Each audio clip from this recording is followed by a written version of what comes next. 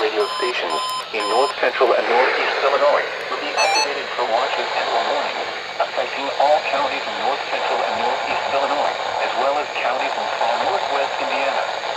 Reception of this broadcast in the alarm zone will vary at any given location. This variability, normally more noticeable at a distance from a given transmitter, will occur even though you are using a good quality receiver in perfect working order. This concludes the tone alarm test. We will now return to our regular program.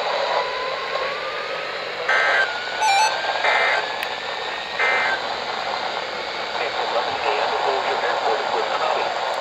The temperature was 24 degrees. The dew point was 17. And the relative humidity was 74%. The wind was north at 12 miles an hour. The wind chill was 13. The pressure was 30.34 inches and rising. Elsewhere around the region. At Midway Airport, snow is falling with a temperature of 27. It was mostly sunny with a temperature of 23 at Milwaukee Airport and 27 at Benton Harbor. At Waukegan, it was partly sunny with a temperature of 22. It was cloudy with a temperature of 22 at DuPage Airport and 27 at Gary, Indiana.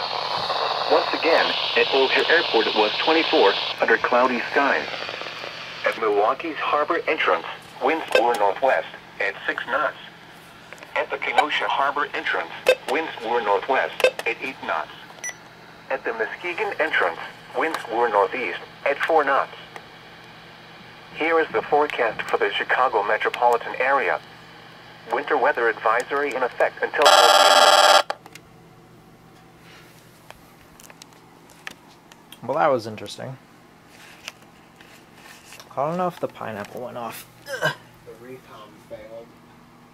Pineapple failed, of course.